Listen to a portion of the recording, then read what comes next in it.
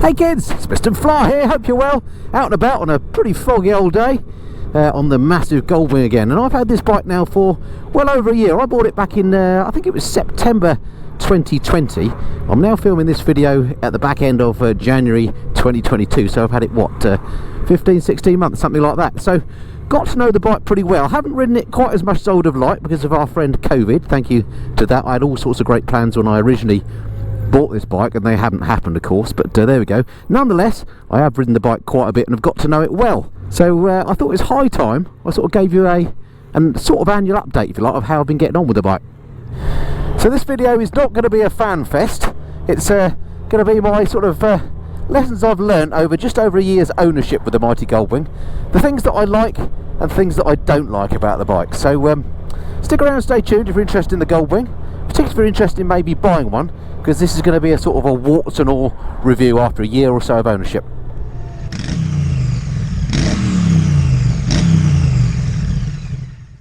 So, to be absolutely crystal clear, I am, of course, a fanboy of the Honda Goldwing, having bought one. So, even though I said this wasn't going to be a fanfest video, bear in mind I may be slightly biased because I did buy the bike. Now, when we go through this huge, seemingly huge, negative list of items that I've identified over the last year of owning the bike, do bear in mind that I'm being incredibly picky about some of these things. And there's an equally large list of positive items that I'll go through afterwards as well. All right, without further ado, let's crack on. Let's talk about the negative things I've found out about the bike over the last year of ownership.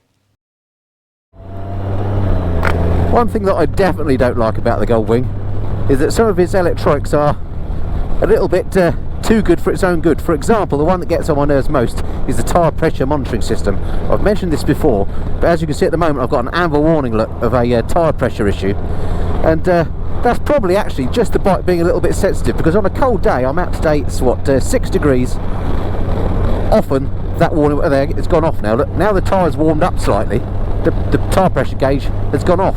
Those are very sensitive. You have to keep the tyres exactly within a very strict sort of tolerance to make sure that those tyre pressure warning monitor things don't go off. So that's a bit annoying. I've learnt to kind of live with it, and I know that once the tyres warm up it tends to go off, as it has in this case, so no big issue. It's just one of those little annoyances. I mean, this bike is definitely laden with electronics. I'm not actually a big fan of electronics on bikes, but of course you can't buy the new Goldwing without it. So those people that say, oh, you say you don't like electronics but you got a Goldwing, well, I didn't buy the Goldwing because it's got electronics. I bought it because of everything else that it does. Anyway, sometimes the electronics can be a little bit too clever for its own good, a little bit too sensitive with regards to the tyre pressure monitoring system. Something I quickly learned about Goldwing ownership is that everything associated with the bike is expensive. Well, bar maybe one thing. I've made a few notes here of some of the things that I came across in the first year, for example. So the tall windscreen, if you want one of them, I haven't bought it because it's too expensive, but if you want a slightly taller windscreen, then that will cost you 325 quid if you get the official Honda one. If you want the carpet for the top box, which I did buy, that will cost you £105. If you want bigger grab handles, I'll put the grab handles on here off of the 2020 model. We'll talk about that in a minute. Those will cost you £330. If you want a rack so you can put a bag on the top box lid, £677 if you go for the Honda one, and that's without fitting. If you want aftermarket floorboards, which I would quite like, 200 quid. So basically, there's absolutely loads of aftermarket stuff available for the Honda Goldwing, particularly from the US. But if you live in the UK and you get it shipped over, you have to pay import duty and all that sort of stuff. So yeah, nothing turns out cheap in terms of bolt-on bits for it. Oh, and I forgot to mention that one thing that I thought was quite a good value for money on the Goldwing, and that was its first service. I made a video about how much that cost, so go and check that out here. Or is it here? Wherever. Now, in the main, I love the engine on the mighty GL1800 Goldwing, and I love the engine particularly mated with the DCT gearbox. But one of the things that I have found a little bit annoying over my year or so's ownership with the bike is that at low speeds, not like I'm doing now, I'm just on a 60 mile an hour road at the moment, but at low speeds, the DCT, sorry, 50 mile an hour, the low speed, the DCT can be a little bit jerky, just when you pull away or if you're in traffic, particularly if you've got a heavy load on a passenger or whatever. And so you need to be, be very, very sensitive with your right wrist as you roll the throttle on. That's something that just something I've noticed. It's a little niggle. Now, I have mentioned that before as well, and many people have told me that actually you can calibrate the DCT by warming the bike up and then following a set procedure to calibrate the DCT, and that removes a lot of the jerkiness. That's something I've not done yet, but I will do. Apparently about every 1,000 miles you should do that. If you Google calibrating DCT on a Honda motorcycle, you get instructions as to how to do that. So I will do that when it starts getting jerky again. I've only just had this bike serviced, so at the moment the DCT is fine. I suspect on the service they did that calibration, but I imagine in 1,000 miles or so, once again I'll be thinking, oh, the DCT is getting a bit jerky, so I'll recalibrate it. So that's another thing on the negative list. Over time, DCT does deteriorate just a little bit, but it's fixable. Alright, something else that quite surprised me on the Goldwing, which is, let's face it, a flagship machine. It's the top of the Honda line, so to speak, and in the main it's got you know, top quality everything on it. One of the things that isn't so good is the chrome covering on the ends of the exhaust, because they are a little bit prone to rust. They look really cool on the back here, but check out this detail of the exhaust on my bike. They're a little bit wet because I've just washed the bike, but you can see that the chrome at the very end of the exhaust tips has started to tarnish and rust a little bit, which was a little bit disappointing. I'm not sure that there's any way that I can actually stop that or clean it off. Let me know if you know of any way of removing that rust on the chrome tips. It would be great to get that sorted, but yeah, a little bit disappointing that started to happen on the bike. One of the electronics items on this bike that it does have that I quite like is cruise control. On a big old touring bike, cruise control can be quite handy. However, what I don't like about the cruise control on this is the settings for it are here, look, on the right. So there's my cruise control button and the resume and the, you know, the up and down button, so that you can actually change speeds when you're with the cruise control. The problem, of course, is with that on the right, that's the button, that's the side rather, you're holding the throttle on. So if you're trying to hold a steady speed, say you're in a 40-mile-an-hour roadworks or something, and set the cruise control, that can be a bit of a pain. So one of my dislikes about the bike is the fact that the cruise control controls are really on the wrong side of the bike. They should be on the left handlebar, although that's already quite busy, rather than on the right. Right, one of the selling points of the Honda Goldwing from 2018 onwards was that it has now Apple CarPlay integration. Well, you may have noticed from that screen, it doesn't say that there's any Apple CarPlay on there. That is because to get Apple CarPlay, you have to have a Bluetooth headset linked up with the bike. You have to have your phone linked up with the bike, and it all has to be turned on in the right sequence. In short, it's a right old game getting Apple CarPlay to work. Now, I have got it working in various ways. I've used aftermarket bits and pieces to fool it into thinking I've got a headset connected, but it's still a bit shaky at best. Even when I get it connected, Apple CarPlay integration is a little bit shaky. I don't know why that is, because manufacturers, including Honda, managed to do it fine in cars, but as far as this bike's concerned, and others that I've used it on, Apple CarPlay is shaky. So yeah, thumbs down for that on the bike. Okay, another item for my very picky negative list is something that actually I love about the bike, but it has some downsides. What the heck am I talking about here? Well, I'm talking about the sat-nav. Now, this bike has an inbuilt sat-nav, which I love, but the problem with it is it's not that intuitive to use. Now, I way prefer a built-in sat-nav properly integrated like this that doesn't rely on it talking to my phone or an app on my phone or anything like that. This runs whether I've got my phone with me or not. It's great in that respect, but its actual use is quite tricky. I mean, I say tricky, it's absolutely fine. I can put in locations, I understand how it works, I've got the hang of it now and it's fine, but it's not particularly intuitive. So for example, if I want to zoom out now, I have to use the controls here on the handlebars while I'm moving it. This big joystick here is disabled when you're moving, which is fine, makes sense from a safety point of view. But to zoom out, I have to press the up button. That's zoom in rather, so there you go, shows how much I've remembered, and the down button, and I sometimes forget about that. But if other than zooming in and out, which is probably the only thing I want to do anyway with that sat nav while I'm riding, if I wanted to change destination or something like that on the roll, I would struggle with these buttons here, because it all gets very complicated trying to do that. If I hit the left and right button, for example, see, I'm not even sure if that does anything. It doesn't seem to be doing anything to the sat nav, so the use of it while you're moving is a little bit clunky, but that's all within the context of it being great that it's got a built-in sat-nav. Next, paintwork on this puppy, way too easy to scratch. That is why I've got these funny stripes and spots on here. My knees were rubbing on this paintwork, and they'd sort of rubbed through the lacquer and put some sort of hairline scratches on there, which are now polished out and protected with these stripes. But for a premium bike, I just think the paintwork itself is a little bit soft, so something else to look out for on the negative list. Right, I'm being super picky now. If you're on a faster road and you have the windscreen fully up as I have now, you get that slightly weird suction effect where the wind rolls over the top of you. You're nice and protected here, but the wind then hits you on the back and sort of sucks you forward slightly. I've noticed that on bikes before. You have got this gadget here that's supposed to relieve that, but I find that makes absolutely no difference. So yeah, there's some odd wind effects when the screen is completely upright. Not that I have the screen upright that often actually, because I don't really like looking through a screen. Sometimes it's worth doing if you're on a long journey on a motorway and you just want a bit of relief from wind buffet. But generally speaking, I like to have the screen in its low position. I then get a little bit of wind noise, as you can hear, but it's not terribly turbulent or anything, and all is well, and that relieves that sort of suction effect on my back. Something I mentioned earlier when I was talking about costly items to replace on the bike. I mentioned the grab handles that I replace them, these things here. That is because this bike I've got is a 2019 model year, and in fact they rectified this issue from 2020 model year onwards. But if you get a 2018 or 2019 bike, the grab handles just don't stick out far enough to actually grab. So when you've got a pillion, my missus couldn't grab hold of the handles enough. That's why I replaced these for 300 odd quid. So yeah, that's for the earlier bikes, the 2018s, 2019s, that's a downside, rectified from 2020 onwards. Something else that is a bit rubbish on the Goldwing, and it really doesn't affect me very much because it's not something that I would use anyway, but this bike famously has a radio equipped, and you can see it's got these big speakers here, and it's got speakers on the back seat as well.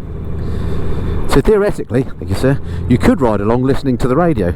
The problem is the radio reception on here is absolutely pants. Now I don't know if the US spec bikes have better reception, because they have Sirius satellite radio and stuff like that. Maybe that receives better, but on here, if I just go to my home menu, let's go to audio source. Okay, there we are. Look, it's BBC Radio 2 FM, and basically all I can hear is hiss. It's 89.1 FM. It's usually a very strong signal. It's actually going through the headset at the moment, so you can't hear it, but trust me, it's just hiss. That is really, really annoying. So I usually just change the source so that it's on aux. That way I don't get to hear anything. So yeah, it's something I don't use anyway. I don't tend to listen to music or indeed anything else when I'm riding a bike. I like to listen to the engine. But if you were a fan of listening to music, particularly radio, then it's not very good, at least the European spec bikes. And just to be clear, that does only apply to radio. If you're listening to your Bluetooth or whatever, that's absolutely fine, that sounds fine. But reception on radio here in the UK, rubbish. Even if you're right next to the transmitter, it's pretty cack. All right, another little whinge for you that surprised me, and that is taking this seat off if you need to do anything underneath it is a right old faff. Obviously, it's quite a big seat, and it involves removing some panels and undoing a number of bolts. It's not a quick job. I mean, it takes me 10 minutes plus to take it off, and putting it back on is a real pain, because at the front here, you have to kind of bend the seat and wiggle it to get it in, and you are at real danger of scratching this paintwork, which I've already said is a little bit prone to scratching. So taking the seat on and off is not a minor job on the Honda Goldwing. It's unbelievably difficult. Another piece of the electronic suite on the bike that I'm not a huge fan of is the hill hold control. Now the hill hold actually is very useful on a big heavy bike like this. This is where you stop on a hill, you squeeze the brake, and the bike automatically knows you're on a hill because it can sense it, and it keeps the brakes held for you, so that you can then take your hand off the brake and pull away. That's all fine, it does do that. The issue with it is when you're on a hill and you engage that hill hold control on here, it only stays engaged for a few seconds. I don't know, I haven't counted, but say 10-15 seconds. So if you're at traffic lights on a hill and you stop and you relax your hand and you forget that you've got the hill hold control on, it will release after a little while, and suddenly you roll back. And I've been caught out like that a couple of times. You only need to be caught out a couple of times, and then you remember that it does it and you pay more attention. So I'm not sure that other hill hold controls that I've used it on the new BMW GS's, and I think with that it just stays engaged until you basically pull away. But with this, it seems to release after a set time, and that is a bit strange. I don't know why it just doesn't stay engaged. So the hill hold control, although I like the idea of it and it is useful in those situations, you've got to remember it doesn't stay engaged forever on this. So this is something that's really odd about the bike. It's on my negatives list, but I mean, you can't get used to it, it's no big deal. It's just really strange. When you come to fuel the bike up, the fuel tank itself, or the fuel cap, is under this flap here. How do you release that flap? Well, what you have to do is you have to press a button down here to undo this flap, and then you have to press that button to undo that flap, and then you can get at the fuel. Well, what is that all about? Why do you have to press a button to open that flap to find a button that opens this flap? Why can't you just press a button to open this flap in the first place? Bizarre. Anyway, no big deal, just something that I find a bit strange. Right, another for my picky negative list, although, oh, look at that E-Type, look at that, absolutely cracking. Beautiful car, worth a few bob as well. Anyway, I digress, yes. Another for my picky negative list is something that actually I love, but it has a downside. What the hell am I on about? Well, it's the creep modes on this, forward and back. They are brilliant. This is the thing where if you're in a tight spot, parking spot, whatever, and you can't move the bike because it's so heavy, you're on gravel or something, you've got this feature on here where you press a little button down here, not down there, down here. See the one with the plus and minus written on it, and then these gear change paddles become a reverse and forward creep mode. So if you hit the reverse one, the bike just goes back slowly, very cleverly. I don't know how it does it, not using the engine. I think it uses the DCT gearbox somehow, I'm not quite sure how it works. And the same for the front one, it just will creep forward at a few miles an hour to help you maneuver the bike, and that is a brilliant feature. But with, in particular, the reverse one, my driveway isn't completely flat and it's got a slight incline, and I've noticed that if you go up a hill with it, even a slight one, it runs out of oomph. So if you have a bit of a run up at it, it's alright, but if you're on a bit of a hill, it doesn't need to even be even more than this hill is here, and you use those creep modes, it doesn't have a lot of power. So although they get you out of trouble if you park or whatever you're doing, manoeuvring the bike around on the flat, they're absolutely brilliant. But any sort of incline, they're not that helpful. They do aid you. I mean, if you paddle with your feet as well, they help, there's no doubt, but they're not brilliant at any sort of incline, unfortunately. So if you've got a driveway that's steep and you're going to get one of these and you think, oh well, I can reverse it up using that reverse creep mode, think again, it ain't going to work. Right, last of the whinges, and this only applies to the 2018-2019 models. Again, in the 20 model year, this was put right. But the thing that I'm whinging about now is top box and side case capacity. Now, I can't remember exactly what the numbers are, but when this bike came out, to much fanfare because it's a completely new bike over previous Goldwings, one of the biggest complaints was lack of storage capacity in the back and the side cases, and I absolutely agree with it. If I just push this up here, again, I don't know if you can see in there, but actually there's not a great deal of room in there actually to put stuff. That's quite a small top box, much smaller than you would think. And then again, if you look at the side cases, which are all very fancy, you press this button, they come down in this nice damped manner, but actually if you look in there, there's just, number one, it's a weird shape, and there's not an awful lot of space in there. Now, as I say, this has been put right for the 2020 model plus bikes, but on these 2018-2019 model year bikes, not as much storage space as you'd expect, hence why I quite like that top rack for the box, so we can carry an extra bag if we're going away for a weekend. All right, enough with the whinges, let's get on to the positive list. What are the things that I love about the bike? And there are plenty of those. This is something that's brilliant about the bike. It's got that engine start-stop feature. Look, if I have to come to a stop here, which unfortunately I don't, let's go down here. And hopefully I'll come to a stop down at this junction. And the engine, when I come to a stop, should turn off. And then when I come to pull away, the engine comes back on again. The cars have had that for ages. I've got a van behind me now, how annoying. Alright, I'll tell you what. Let me just pull over here and demonstrate. Here we go. Pulling over. Come to a halt.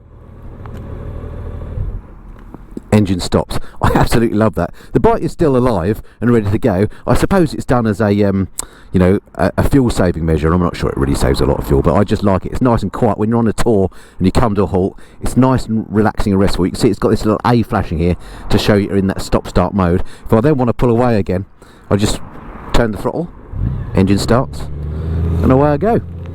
I love that.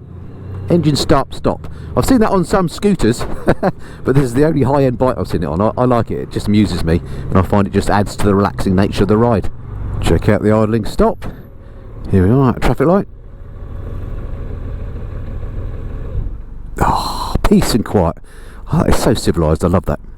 All right, a little bit earlier in the negative list, I whinged about the integration of Apple CarPlay on the bike. Well, one of the saving graces, therefore, is that I absolutely love the built-in sat-nav feature on here. The sat-nav on here is fully integrated, and it works really well. I have heard other people complaining about the Honda sat-nav, but I have to say I find this no better or no worse than any other sat-nav I've used, either standalone or in a car, but it is way better than having an app that you have to sync up, or indeed the Apple CarPlay that is so shaky that I talked about earlier. But the one that I really hate on motorcycles is where you have to have an app on your phone running that then drives a little arrow or a display on the bike, and then manufacturers calling that a built-in sat-nav. No, on the Honda it properly is a built-in sat-nav. This thing doesn't rely on your phone. You don't have to have your phone connected. You don't have to have phone signal. It just works. It's a proper sat-nav. I really love that about the bike. Something else I love about riding the Goldwing is its amazing road presence. It's obviously a physically large bike, and if you're in traffic, I mean, this isn't particularly traffic, this is particularly busy. This is lovely ye olde Amersham that I'm riding through at the moment. But wherever you are, when you've got other cars and things around and pedestrians, what have you, this bike has got massive road presence. People can see you coming. It's got massive lights on the front. Running lights are the indicators, they're on all the time, and people have no excuse to not see you coming, really. That's something else I like about the bike. It's just got great road presence. Next on my list of things that I love about this bike is the incredible torque that this engine puts out. I don't have the numbers at hand, but take it as read. When you wind the throttle on this bike, particularly on the DCT bike, there is always a wave of torque. The thing is ready to leap off. It is one of the great features about riding this bike. There's always power available when you want it. Wind on that throttle and off you go like a rocket. It's absolutely fantastic. This is one of these bikes I refer to as set and forget as far as cornering is concerned. Now, I'm going a bit slow here in a line of traffic. It's not a particularly twisty road, this, unfortunately, but when you set this up into a corner, probably because its weight, it just stays completely planted where you point it, so it's very, very stable in the corners. Now, that applies to whether you're, you know, on a normal day when there's not lots of traffic about and you can whip round the corner on these big sweepers, or whether you're on your holidays and you're on some tighter narrow bends. Once you set the bike up to go around the corner, it stays planted where you put it, and it's absolutely lovely. I love the stability of the bike in corners. It's really, really good on this bike. Let's just turn that light off a second. Now, one of the things that one of the problems of owning a big heavy motorcycle like the Honda Goldwing, and make no mistake, this is a big heavy bike, it's well over the 300 kilograms mark, but what I love about it, one of the things I love about it, is because it's got that boxer engine, it carries the weight nice and low, so it makes it feel a lot lighter than those numbers would suggest. However, something else that Honda have thought of, and one of the things that I absolutely love about this bike, and I've not seen on others, bar the BMW R18, which has got sort of half of it, is the fact that this includes that forward and reverse creep mode. So when you start the bike up, you've got this little button here that allows you to effectively reverse the bike, and then similarly you've got this button here that allows you to effectively creep the bike forward. So it does something clever. I'm not sure how it works. I think it does something with the DCT gearbox in the case of the Tour DCT. It's different if you've got the non-DCT one, where it actually allows you to in a damped manner just creep the bike forward or creep the bike backwards. It's really great, and with a big heavy bike, one of the things is, you know, difficulty in manoeuvring. Sat on the bike using those creep modes, it takes all that away. So Honda thought about making this bike easy to live with, and that forward and reverse creep modes, big thumbs up from me. It's got a great engine on this bike, and I'll talk more about that later, but something I love about the engine on this is the noise it makes. Just listen. Big 6-cylinder boxer unit.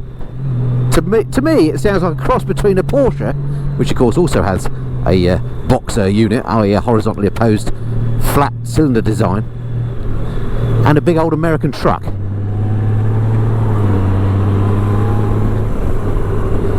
It just oozes power and torque.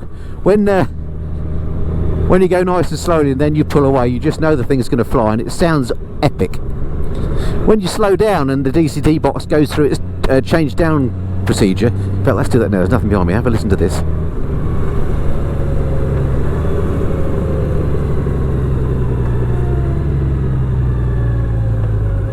Hopefully you heard that. The way it changes down gears, that reminds me of a diesel train.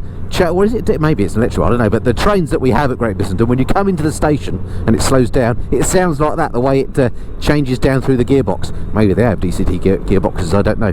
But I love that about this. The sound that the engine makes is just brilliant. Unlike any other bike that I've ridden, the sound on the Goldwing is brilliant, particularly on the DCT one. Another thing that I love about the Honda Goldwing, and something that makes it easy to live with, again, particularly with reference to the big stature of the bike, the weight and so on, is this low seat height. It just makes the thing very easy to manoeuvre. When I'm sat on here, the seat height on here is something like, I don't know, 750 mil is my guess. It is really low. When I'm sat on here at 5'8" with a short leg, I can bend my leg and I get my feet flat on the deck. It means it's very confidence inspiring whenever I come to a stop. Even if I've got the bike fully loaded with Mrs. Flyer on the back, it doesn't feel like I'm going to drop it. The low seat height on here, absolutely brilliant. Next thing I love on this bike, this engine, 1800cc, absolute beast, weapon of an engine on here. When you put this thing in sports mode, it absolutely flies. It's not massive on horsepower numbers. It's something like 125 bhp, which isn't a lot for a 1800cc unit, but it's all about the torque, as I mentioned before. There's always power there, and as I say, particularly in sports mode. I love the fact that it's 6-cylinder. It makes it silky smooth to ride. A beautiful, it looks cool as well, doesn't it, on here? Let's face it, it looks lovely. But yeah, the engine on here is definitely one of its best features. Something that really surprised me about the Goldwing when I first rode it, which was a few years ago now when it first came out, this latest version of the Goldwing, back in 2018, I rode the manual version. And I was absolutely blown away by the handling on the thing. You can absolutely chuck these around. I mean, this, again, not a great road to demonstrate it. And I'm stuck behind a learner driver here. But the bike is so much more agile than it has any right to be, given its physical size. Now, this 2018 version, well, this is actually the 2019 model year, but the bike was significantly changed in 2018 from previous Goldwings. And it was made a lot smaller than the old Goldwing, and it got a lot of criticism from that, from Goldwing aficionados. But for me, the pre-2018 bike was just too big. It was too much of a barge. It didn't even look very nice to my eyes. No way would I have ever considered one of those. When this came out, I thought it looked lovely. Let's just check behind, nothing behind. Quick whiz by.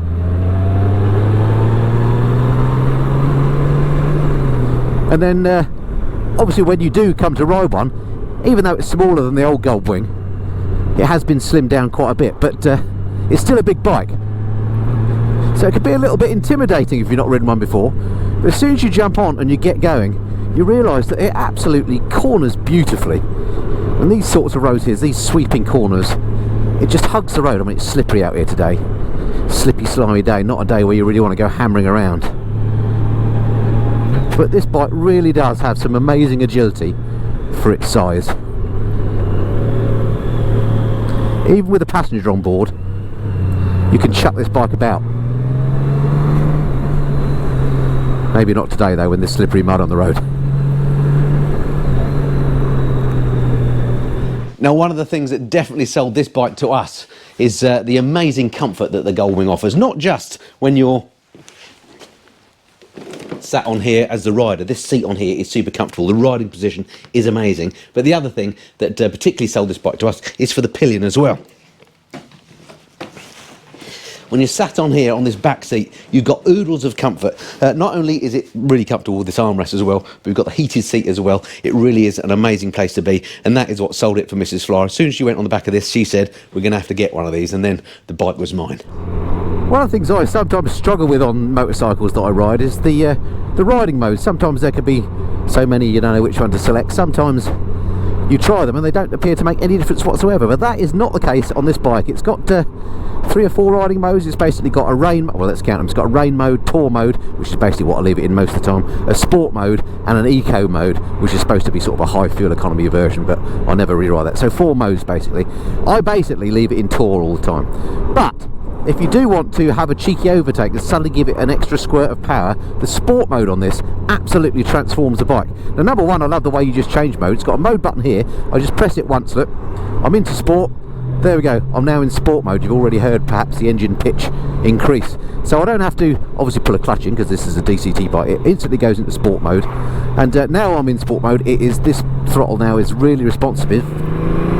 I mean, the bike absolutely flies now. Again, not a good road to demonstrate it on, but compared to Tour, which is absolutely lovely and a comfortable way to ride, the sport mode completely changes the character of this bike, and I love that about it. So big thumbs up in my positive list for the sport mode on the Goldwing. It's absolutely ace.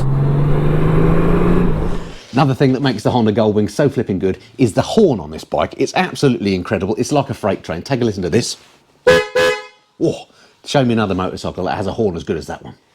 All right, now I've already mentioned that I love the fully integrated sat-nav on the Honda Goldwing, but I think this bike also has the best possible combination of analog and TFT gauges and instrumentations. I just think this is the best display that you can get on a motorcycle. I know that some TFTs, for example, on the BMWs are excellent, but I'm a bit old school. I like analog dials as well, and I think the Honda has just got the best possible combo. It's got these beautiful analog dials as well as a full TFT in the middle there, and I just think that is an absolute winner. And it's got these little LCD bits and pieces as well. I just think, you know, if you're old school like me, this ticks all the boxes.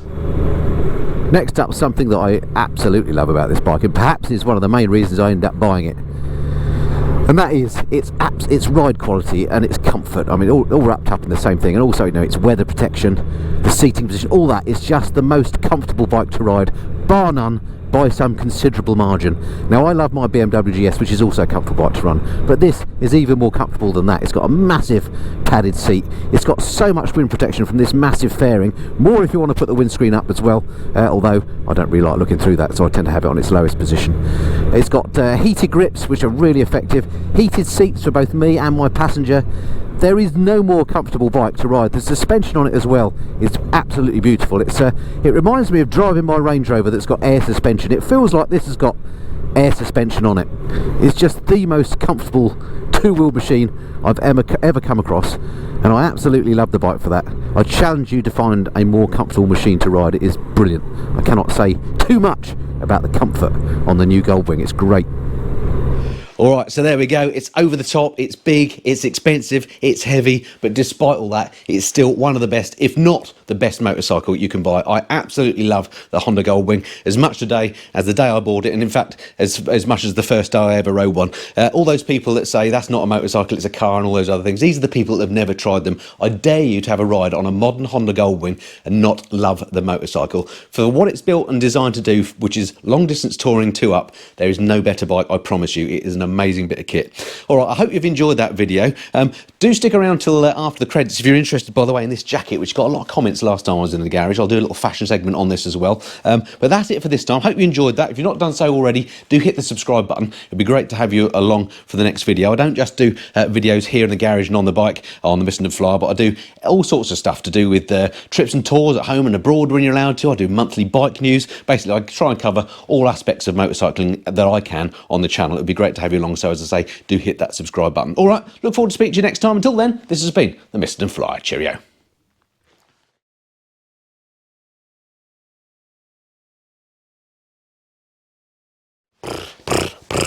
I love this bike, it's an absolute corker. Anyway, thank you for sticking around to the end and for my little fashion segment. Reason I'm doing it is because last time I made a video here in the garage, I was wearing this very same jacket, which is from Rucker, and it got a lot of positive comments, so I thought I'd give you the details for it this time round to save me answering all those comments. So it's from Rucker, as I say, it's called their Aldridge jacket. I think it's got a recommended retail price of 115 quid. It's a triple layer fleece jacket. If I show you inside it, look, it's got this sort of fluffy warm stuff, and it is a really warm jacket, perfect for tinkering about in the garage when it's very, very cold. I mean, you can see my breath here today. It's probably about 2 degrees in here, but excellent for that. But it is intended as a mid-layer, so you can wear it underneath your textile jacket. So they're on the bike, that is. So there is no protection per se in it. You use the outer textile jacket for that, but as a mid-layer, it is perfect. Its recommended retail price is £115. If you want to find your local dealer, check out www.bikerheads.co.uk. That's heads with a Z. I'll put a link below, and there you can get more details on the jacket and where you can find your local stockist. Or if you want to buy online, then I recommend Sports Bike Shop. Check those out. Sometimes they have good deals going. I'll put a link below to that as well. And full disclosure, that is what's called an affiliate link. So if you click on that and subsequently buy something, that I get a little bit of a kickback, so you'll be helping the channel, but at no extra cost to you. So thank you for that. All right, that's it for this time. I hope you enjoyed that, and yeah, speak to you soon. So, to be absolutely clear, let's not do it with the glasses on. All right, another for my very picky negative list is again something that let's do that again. Another thing I like about the Honda Goldwing is this low seat on here. I haven't got the... let's do that again. All right, another thing about the Goldwing that I think is absolutely stonking on this bike, and that is the horn. Just take a listen to this. It's like a freight train. If I can find it. Do that again, Jimmy? Yes. All right, so there we have it. It's big, it's expensive, but... let's do that again. So say I ride the bike on a cold day, I pump the tyres up, I go out on a hot day. Let's do it again because it's the other way around. I have to stop, but I have to pump the tyres up again just to get rid of an annoying warning. Should we do that again as well? Let's do that again. Going to bikerheads.co.uk, you can go, should we do that again? Let's do that again.